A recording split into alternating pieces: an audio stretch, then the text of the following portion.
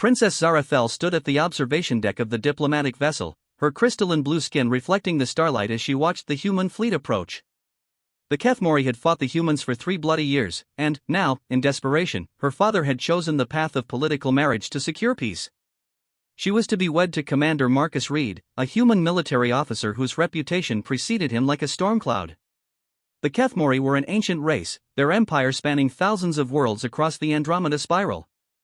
They possessed technology that could reshape matter at the molecular level, ships that moved faster than light itself, and weapons that could crack planets in half.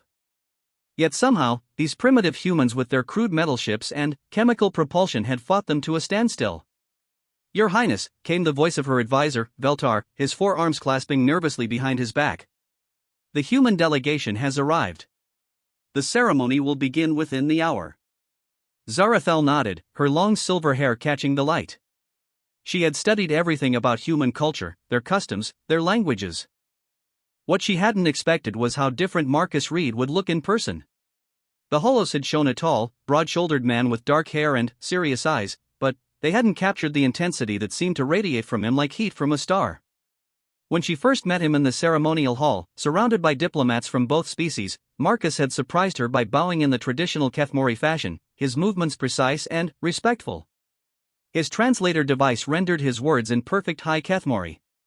"Princess Zarathel, I am honored to be chosen as your husband in this union of our peoples," he said, his deep voice carrying easily across the chamber.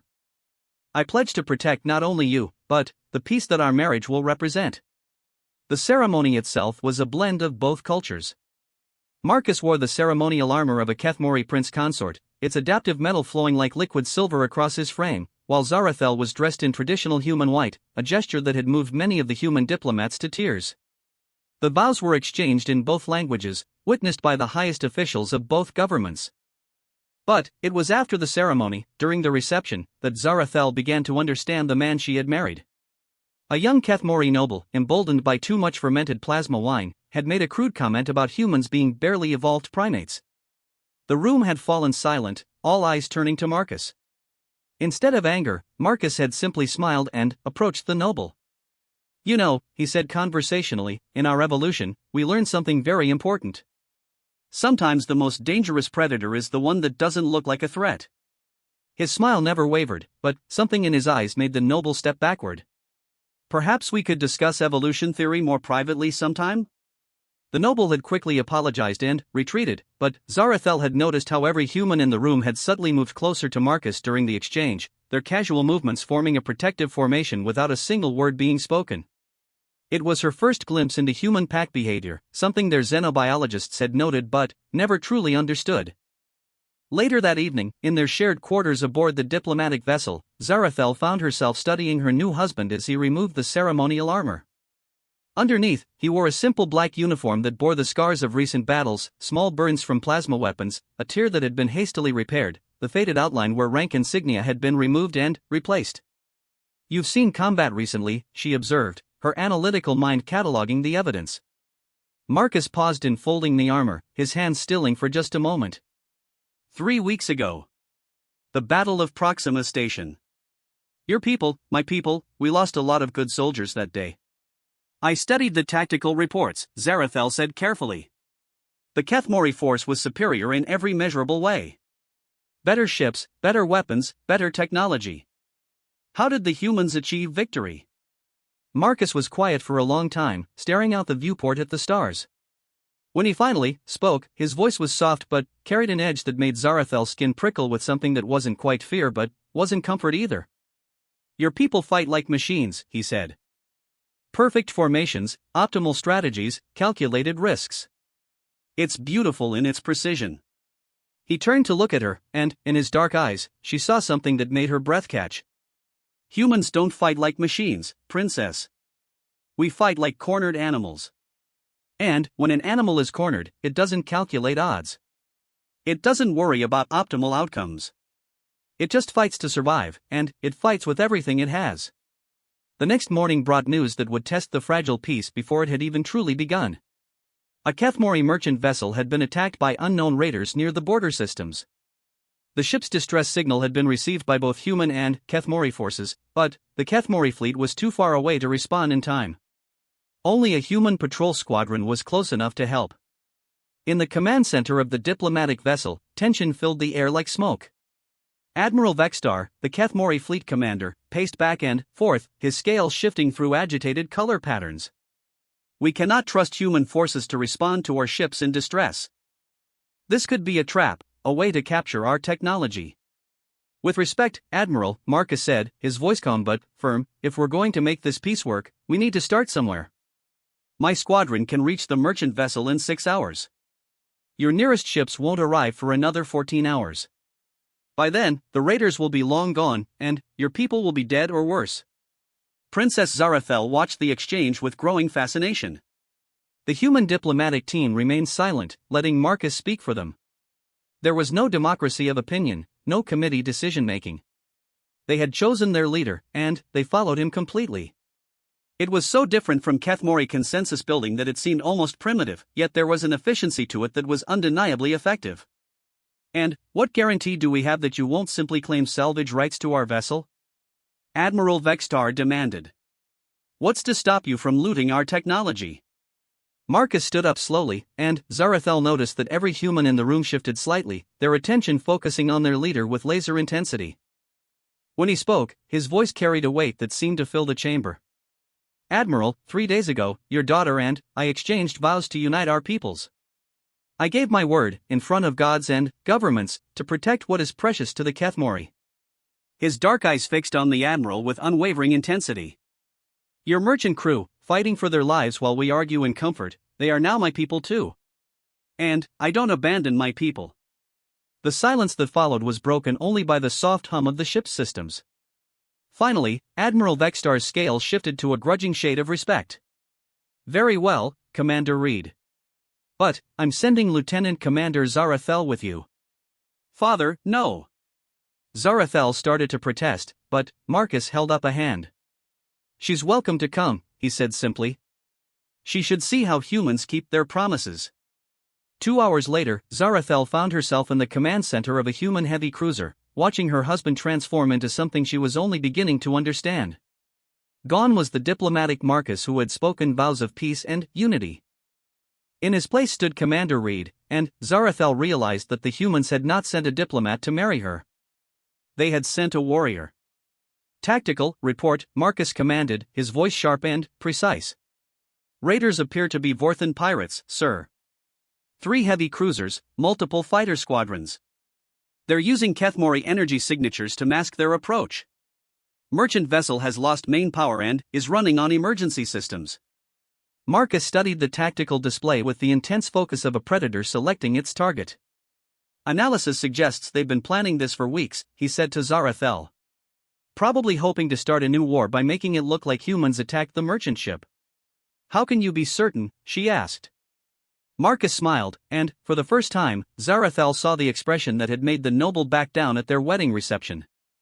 It wasn't cruelty, exactly, but it was the look of someone who understood violence in ways that made her people's calculated warfare seem almost gentle. Because, Princess, I know how to think like the enemy. And, right now, I'm thinking like a human at war. The human crew moved around them with practiced efficiency, each person knowing their role without needing orders. Zarathel had seen Kethmori crews operate, had marveled at their precision and coordination. But, this was different. The humans moved like parts of a single organism, anticipating each other's needs, communicating with glances and gestures as much as words. Sir, the communications officer called out. We're receiving a transmission from the merchant vessel. Audio only, heavily distorted. Put it through. The voice that came through the speakers was weak, filled with pain and desperation. It spoke in rapid Kethmori, the words tumbling over each other in panic. Zarathel felt her heart clench as she translated mentally, casualties, life support failing, raiders demanding surrender. How long until we reach them? Marcus asked. 43 minutes at current speed, sir. Marcus was quiet for exactly 5 seconds, his mind visibly calculating possibilities. When he spoke again, his voice carried a tone that Zarathel was beginning to recognize as uniquely human, the sound of someone choosing the impossible over the practical. Engineering, I need everything the engines have. I don't care if we have to rebuild them afterward. Navigation, plot a direct course, straight line approach. Weapons, begin charging all systems. And, get me a direct line to the raider ships. Sir? The communications officer looked confused. You want to talk to the pirates? Marcus's smile returned, and, this time, Zarathel understood why her people had fought these humans for 3 years without being able to defeat them. It wasn't just their technology or their tactics. It was this willingness to choose the path that no reasonable person would take. I want to introduce myself, Marcus said. I have a feeling they've never met a human who was personally motivated to stop them. As the ship surged forward, pushing its engines beyond safe limits, Zarathel gripped her chair and realized that she was about to witness something that would change everything she thought she knew about the man she had married, the species she had allied with, and the nature of war itself. In the distance, the merchant vessel drifted helplessly as the raiders closed in for the kill, unaware that death was racing toward them at impossible speed, piloted by a human who had just made their attack on innocent civilians very, very personal. The bridge of the human heavy cruiser hummed with barely controlled energy as they raced toward the beleaguered merchant vessel. Zarathel watched in fascination as her husband's transformation continued. Every trace of the diplomatic Marcus had vanished, replaced by something that moved with predatory precision and spoke in clipped, efficient commands. Communications, open a channel to the raider vessels. Full spectrum broadcast. Channel open, sir. Marcus leaned forward slightly, his voice carrying across space with deliberate calm. Vorthan vessels, this is Commander Marcus Reed of the Terran heavy cruiser Defiance. You are attacking a civilian vessel under the protection of the human Kethmori peace accord. Withdraw immediately or face the consequences. The response came back in heavily accented Galactic standard, tinged with mockery. Human ship, you are outnumbered 3-1. Your tiny craft poses no threat to us. Leave now, and we will allow you to live. Zarathel expected anger, perhaps a heated exchange of threats. Instead, Marcus simply smiled and nodded to the communications officer to cut the channel. When he turned to her, his expression was almost conversational. Princess, would you like to see how humans solve mathematical problems? Before she could ask what he meant, Marcus was already moving. Tactical, target analysis on the raider formation. Weapons, load torpedo tubes with penetrator rounds. Engineering, prepare for combat acceleration. Helm, execute attack pattern Delta 7. The ship suddenly banked hard to port, the inertial dampeners struggling to keep up with the violent maneuver. Through the viewscreen, Zarathel could see the 3 raider vessels growing larger, their weapons systems glowing with charging energy. Sir, they're powering weapons, the tactical officer reported. Multiple torpedo locks detected. Let them lock on, Marcus replied calmly. They're about to learn the difference between targeting a diplomat and targeting a soldier. What happened next would be etched into Zarathel's memory forever. The lead raider vessel fired first, sending a spread of plasma torpedoes racing toward the Defiance. Any reasonable captain would have taken evasive action, would have tried to outmaneuver the incoming fire. Marcus did the opposite. Helm, increase speed. Take us straight into their torpedo spread. Sir? The helmsman's voice carried a note of confusion, but his hands were already moving to comply. You heard me. Navigation, calculate firing solutions based on their current positions. They're expecting us to dodge. They're not expecting us to charge. The Defiance accelerated directly toward the incoming torpedoes, the bridge crew working with machine-like precision. At the last possible second, Marcus gave the order that revealed the true nature of his plan. Emergency deceleration. All stop. Weapons, fire everything. The ship's engines reverse thrust so violently that Zarathel felt her organs shift inside her body. The incoming torpedoes, still traveling at attack speed, shot past them harmlessly. In that same instant, the Defiance unleashed its entire weapons array at point-blank range into the raider formation. The math was simple and brutal. The raiders had spread their formation to avoid concentrated fire, expecting the human ship to maintain distance and engage in conventional long-range combat. By charging directly into their midst and, then, stopping, Marcus had turned their tactical advantage into a death trap. They couldn't fire on the human ship without hitting each other, and they were too close to escape the devastating barrage now tearing through their hulls. Direct hits on all 3 vessels, the tactical officer reported with professional satisfaction. Lead ship has lost main power. The other 2 are breaking off. No, Marcus said quietly, and something in his tone made the entire bridge crew look at him. They don't get to break off. They attacked a civilian vessel. They threatened innocent lives. They tried to restart a war. His dark eyes fixed on the tactical display with laser focus. Helm, pursue the retreating vessels. Weapons, target their engines. I want them disabled, not destroyed. Dead pirates can't tell their friends what happens when you attack ships under human protection. What followed was not so much a battle as a demonstration. The Defiance moved through space like a living thing, anticipating the raiders' movements, cutting off escape routes, herding them like sheep toward destruction. Marcus didn't just fight, he conducted the engagement like a symphony, each movement precise and purposeful. "Sir, second raider vessel has lost propulsion," came the report. "Good. Signal them to prepare for boarding. And, get a medical team ready, there are injured Kethmori civilians on that merchant vessel." Zarathel had watched countless military engagements, had studied the tactics of the greatest Kethmori commanders in history. What she was witnessing now was something entirely different.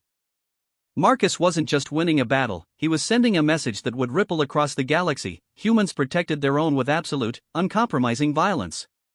The third raider vessel made a desperate attempt to ram the merchant ship, trying to eliminate the witnesses to their failed attack. Marcus anticipated the move and positioned the Defiance directly between the attacker and its target. The collision warning klaxons began to sound as the raider ship, its weapons disabled but engines still functional, accelerated toward them. "Brace for impact," someone called out, but Marcus remained perfectly calm. "Negative. Weapons, single torpedo, proximity fuse, minimum yield. Put it right in front of their bridge." The torpedo detonated barely 50 meters from the raider's command section, the explosion designed not to destroy but to blind and disorient. The ship's pilot, suddenly, flying blind through a cloud of plasma and debris, lost control and spiraled away harmlessly into space. Target the raider's bridge with precision beam weapons. Surgical strikes only. I want their life support intact but their control systems offline. The engagement was over in minutes, but Zarathel understood that she had witnessed something that would change the course of galactic politics. The three raider vessels drifted powerless in space, their crews alive but completely at the mercy of a single human warship that had outmaneuvered and outfought them with casual efficiency. Boarding teams, secure the raider vessels. Medical teams to the merchant ship immediately. Communications, send a message to Admiral Vextar, mission accomplished, minimal casualties, peace accord intact. As the bridge crew carried out his orders with practiced efficiency, Marcus finally turned to Zarathel. The warrior had not completely vanished, but she could see traces of the diplomat returning to his eyes. "Princess, would you like to accompany me to the merchant vessel? Your people will need to see a familiar face." The merchant ship was a scene of controlled chaos when they arrived. Human medics worked alongside Kethmori survivors, the language barriers overcome by the universal language of emergency medicine. Zarathel watched as Marcus moved through the damaged corridors, checking on casualties, coordinating repair efforts, treating both species with identical care and respect. An elderly Kethmori trader, his arm in a human-made medical brace, approached them with tears in his ancient eyes. "Commander Reed," he said in halting Galactic standard, "my family, my crew, you saved us all. How can we ever repay this debt?" Marcus knelt down to meet the trader's gaze, his expression gentle but firm. "Sir, there is no debt. Princess Zarathel and I swore an oath to protect both our peoples. Today we kept that oath. That's not something you repay, it's something you honor by living the life we fought to preserve." On the return journey to the diplomatic vessel, Zarathel found herself studying her husband with new understanding. The transformation she had witnessed wasn't a revelation of hidden brutality, it was the unveiling of a man who could switch between diplomat and warrior without losing his fundamental humanity. "The other races fear humans," she said finally. "They call you unpredictable, dangerous, violent. Today I saw why." Marcus nodded slowly. "Fear isn't always a bad thing, Princess. Sometimes it's what keeps people honest." The raiders today expected to face a typical response, calculated, proportional, reasonable. Instead, they met something they couldn't calculate or control, a human being who had made their attack personal. Is that what humans call warfare? Making it personal? Marcus was quiet for a long time, watching the stars wheel by through the viewport. When he finally spoke, his voice carried a weight of years and battles. Humans don't fight wars, Princess. Wars are what happen between nations and governments. Humans fight for individual people, for faces and names and stories. The traitor whose arm was broken, the engineer who nearly died protecting the engine room, the child who was crying for her mother in the medical bay. He looked at her directly. I didn't attack those raiders to preserve a peace treaty. I attacked them because they hurt people under my protection. That's the difference between human warfare and everyone else's. We don't fight for objectives. We fight for each other. The next morning brought a stream of communications from across the galaxy. News of the engagement had spread faster than lightspeed communication should have allowed, carried by merchant networks and diplomatic channels. The response was immediate and telling. 3 more pirate groups that had been planning similar raids abruptly cancelled their operations. 2 terrorist organizations released statements disclaiming any intention to target civilian vessels. The Vorthan government itself issued a formal apology and offered reparations for the attack, claiming the pirates had acted without authorization. Admiral Vextar came aboard the Defiance personally to review the tactical recordings of the engagement. Zarathel watched her father's expression change as he witnessed Marcus's unconventional tactics and devastating effectiveness. Commander Reed, the admiral said after reviewing the data, your approach to naval combat is unorthodox. Our tactical computers predict a 73% chance that your maneuvers should have resulted in your own destruction. Marcus smiled and gestured to the undamaged bridge around them.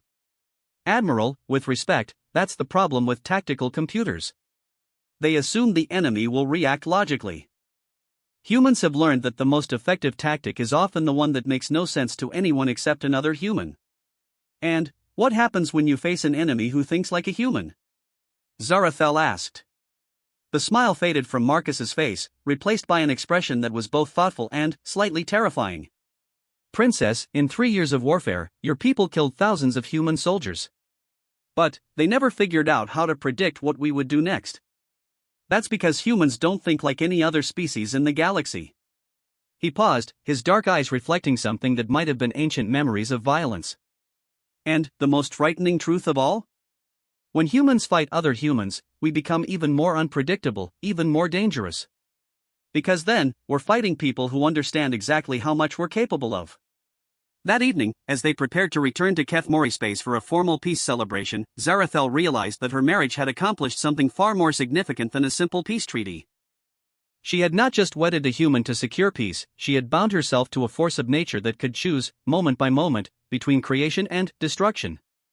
And, as she watched Marcus review casualty reports from the merchant vessel, his expression soft with genuine concern for beings he had never met, she began to understand that perhaps the most dangerous thing about humans was not their capacity for violence, but their ability to care so deeply about strangers that they would risk everything to protect them.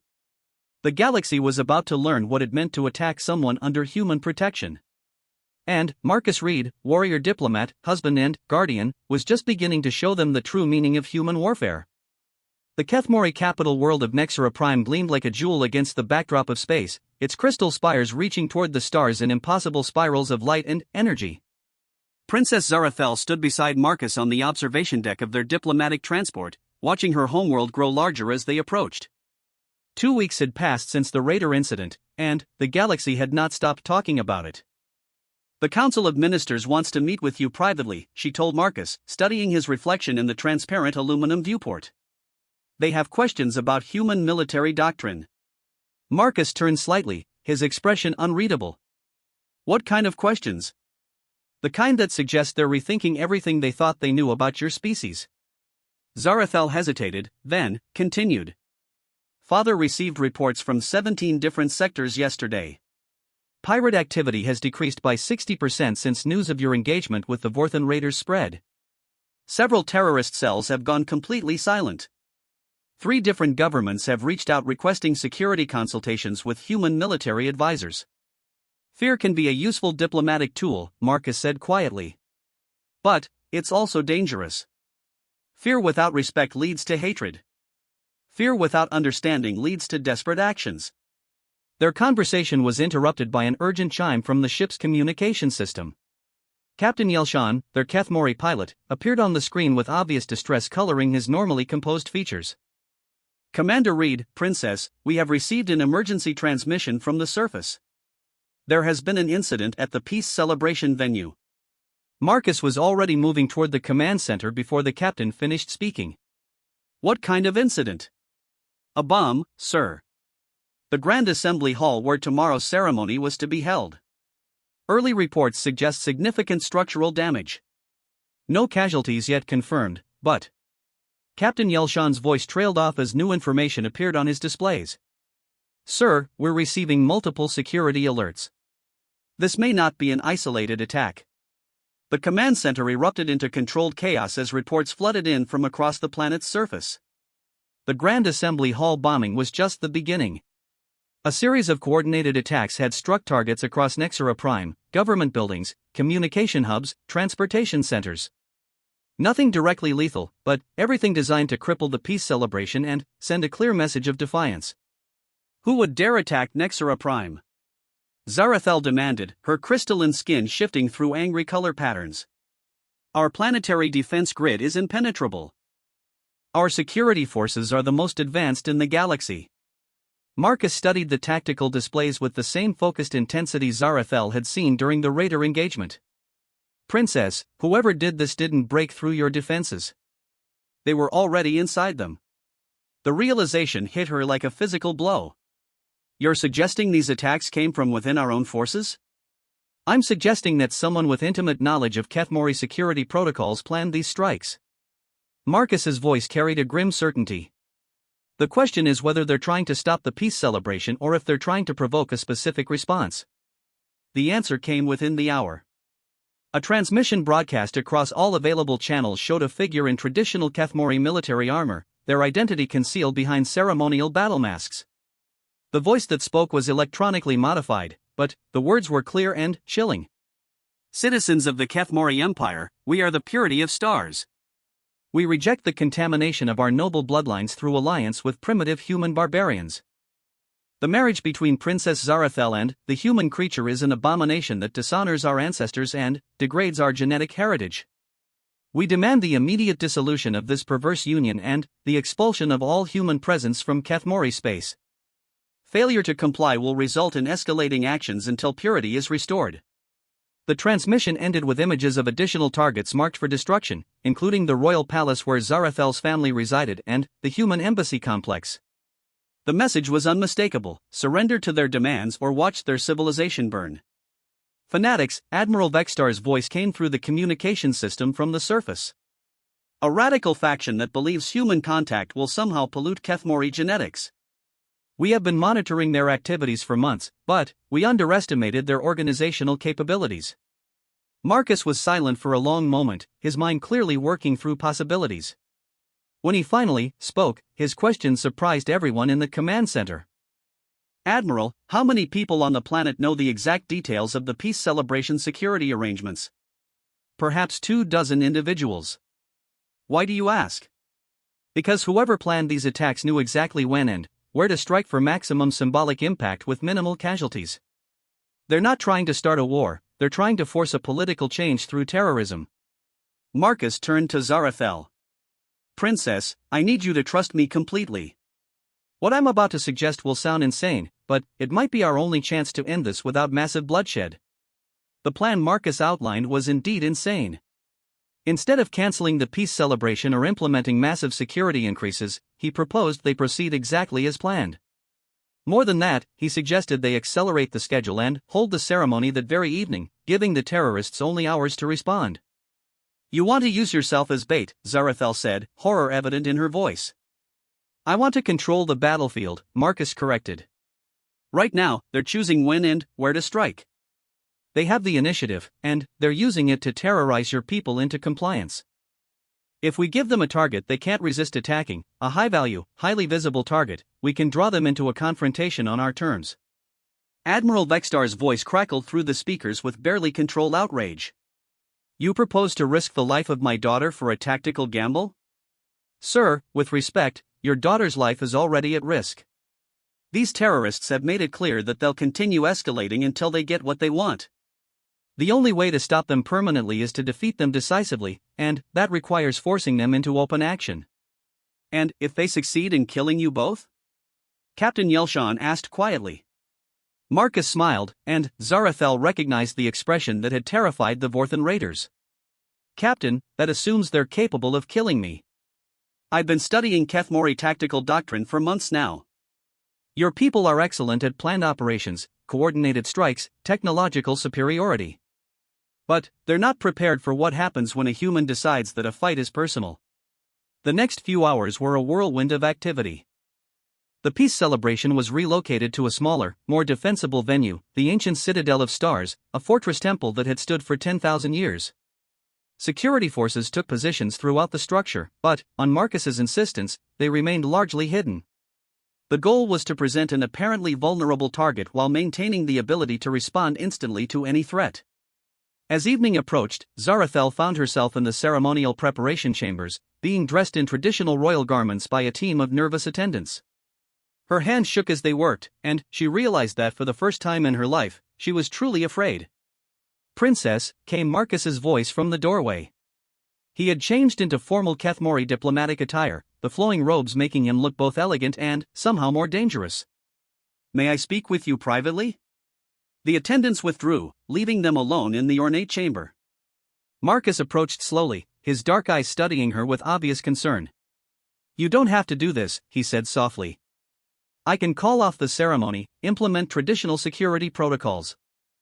No one would question your decision to prioritize safety." Zarathel met his gaze steadily, drawing strength from the quiet confidence she saw there. "My husband, 3 weeks ago I married you to secure peace between our peoples. Today I choose to stand beside you to defend that peace. If these terrorists succeed in intimidating us into hiding, they will have won without firing another shot." Marcus nodded slowly, and she saw something new in his expression, pride, perhaps, or recognition. "Princess, before we go out there, I need you to understand something about the man you married.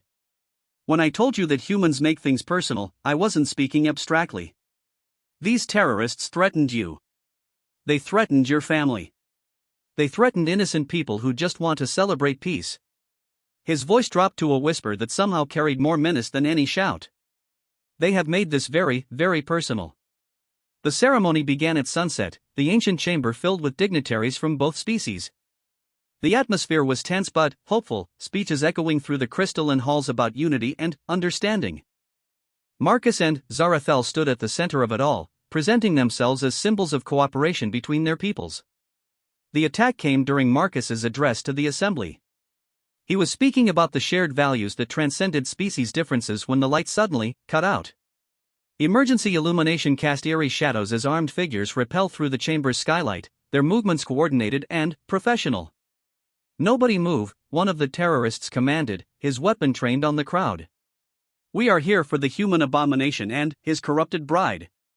Surrender yourselves, and no one else needs to die." In the darkness, Zarathel felt Marcus take her hand, his grip steady and reassuring. When he spoke, his voice carried clearly through the chamber, calm and conversational despite the weapons pointed at them. "Gentlemen, I appreciate your dedication to your cause, but I'm afraid I have to decline your invitation." He squeezed Zarathel's hand once, gently. "You see, you've made a fundamental error in your planning. You assumed you were dealing with a diplomat who would negotiate, or a politician who would surrender to avoid bloodshed." Marcus stepped forward slightly, and something in his movement made the lead terrorist take an involuntary step backward. "But I'm not a diplomat or a politician. I'm a human soldier whose wife has been threatened by terrorists. And human soldiers don't negotiate with people who threaten their families." What happened next occurred so quickly that Zarathel's enhanced Kethmori reflexes barely tracked the movement. Marcus somehow had anticipated exactly where each terrorist would position themselves, had calculated their fields of fire, had planned for contingencies that shouldn't have been predictable. The emergency lighting suddenly blazed to full intensity. Marcus had somehow signaled the security forces at the perfect moment. But, instead of waiting for rescue, he had already moved, using the crowd and the chamber's ancient architecture to close distance with their attackers. The fight was brutal and brief. Marcus moved through the terrorists like a force of nature, each action precise and devastating. He didn't just defeat them, he dismantled their entire operation with surgical efficiency, turning their own tactics against them with human adaptability they could never have anticipated. When the last terrorist fell, Marcus stood breathing hard in the center of the chamber, unmarked and unshaken. The assembled dignitaries stared in stunned silence at the man who had just demonstrated that human warfare was something beyond their understanding. "Security teams, secure the prisoners," Marcus commanded, his voice steady despite the violence he had just unleashed.